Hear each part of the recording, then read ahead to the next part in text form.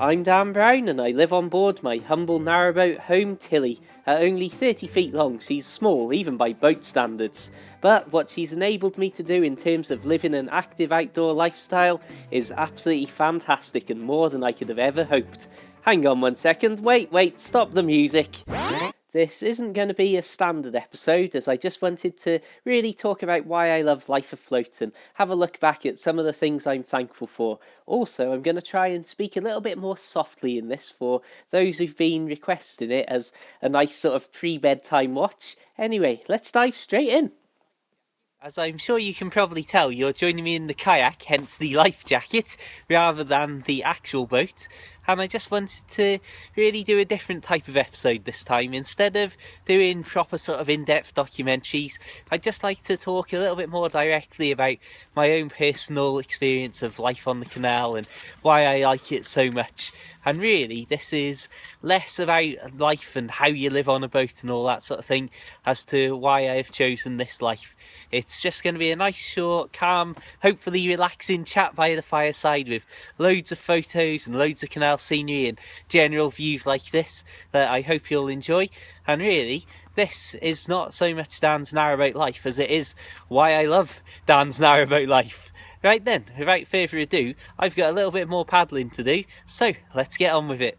As we step onto the boat and just take a quick glance around at the Christmas decorations, there's no prizes for guessing what time of year this was recorded, and I just really want to say that this is one of the first things that I love about narrowboat life. Coming home to a nice little cosy space like this with the fire roaring and just being able to enjoy this as the end to your day, particularly if you're coming home from work late at night and things like that. It's just absolutely lovely.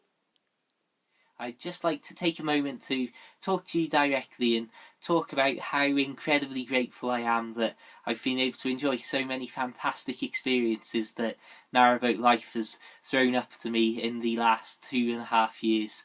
It's been truly humbling sometimes to see some of the incredible natural sights and see woodpeckers flying around and kingfishers going down the canal and all sorts of natural things like that, as well as obviously just being able to open the curtains in the morning to truly breathtaking scenes and just the sort of thing that I would never have been able to imagine a few years ago.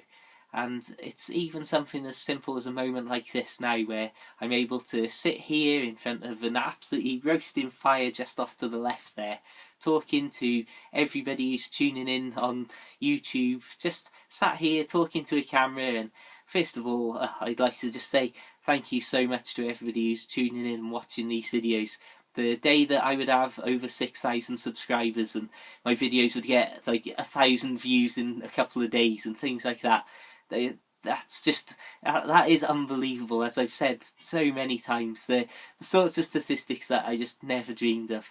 And the fact that I'm able to share all of these moments that I do with you, but still not be able to ever quite grasp and show you properly just how many tiny little things there are that go on that make up narrowboat life, or certainly my life afloat.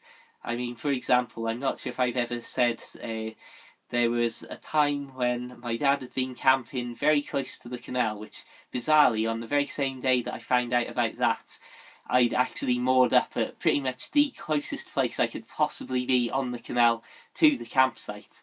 And as I was going back to the boat late at night, must have been getting on for midnight, I think, it was basically very, very dark. And as I walked down over a bridge and then down the side of the bridge onto the towpath, there were two amazing, like, really loud splashes that you never really hear so much on the canal because it's only little ducks or birds that are fluttering around. And there were two otters that were both just sort of swimming away, and as I lifted up my torch I could just see the sort of shadows of these things slithering away through the water, and it was just that sort of, whoa, what's that? Whoa, oh my god, it's otters. And so I shined the torch up, and as they looked back at me, you sort of just see the light reflecting from their eyes. And it's moments like that that they're completely unexpected, happen at the most random times, and yet that's the heart of what I love about narrowboat life. I mean, for example, while I've been moored up at pretty much this exact spot, there's been just a normal domestic cat running around the boat, and I've seen it the silhouette of a cat go past these windows as I've lain in bed, and it's literally been the silhouette of a cat lit up by the moon in the sky going past the windows on the outside water side of the boat. And there's so many things like that that I just could never list them all and never explain to you. Anyway, moving away from my ugly mug at last, I'd just like to take a slightly longer look at two of the opening clips from this video, as I think that they show perfectly just what I love about the canal in this sort of area. Firstly, you've got a day like this, and these perfect rural scenes, exactly the sort of place that I try and moor up in all the time.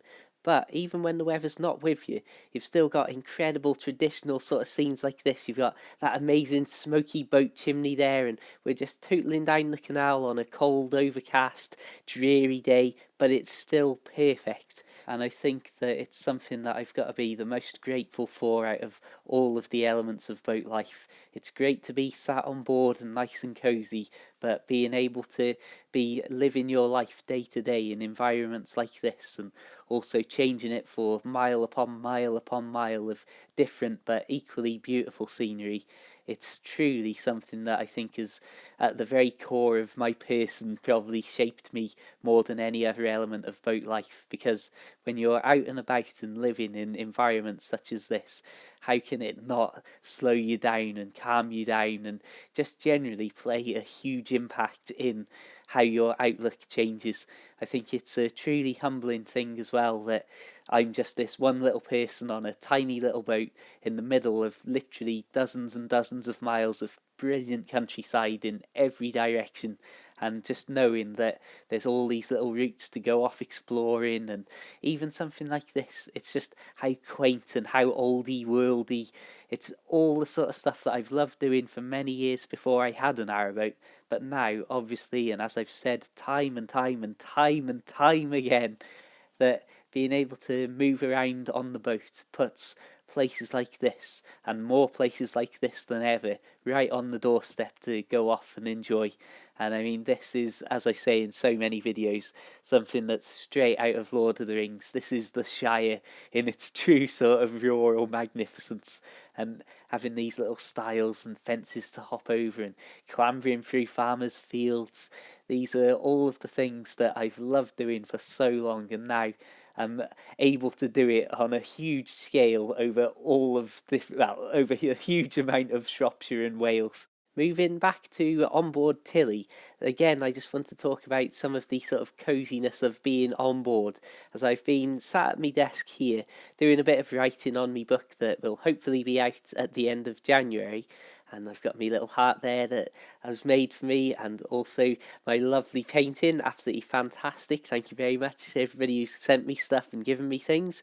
But being able to sit on a boat, just as I said when we stepped in and looked at the Christmas decorations, being able to sit on a boat like this in the evenings, nice and cosy. When I've got friends over, it gets even more cosy, and it can get extremely warm, I'm sure you can imagine.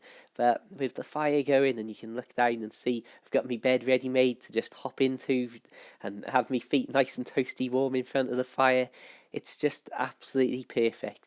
I can see pretty much everything that I own from one single seat, and I don't consider really that I've given up possessions, as I have merely swapped them for being able to have experiences like this and look out of the window and see something like that, as well as, of course, not being so focused on possessions and getting things and living simply and cheaply.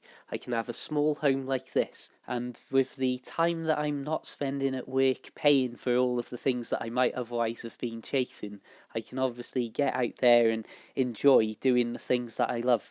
And that's something that I could never be thankful enough for. I don't think that I've been able to have all of these experiences and go out biking and kayaking and walking and boating, of course. I nearly forgot that one. But I've been able to do all of these things for goodness knows how many thousands of miles for how many hours while I'm still young.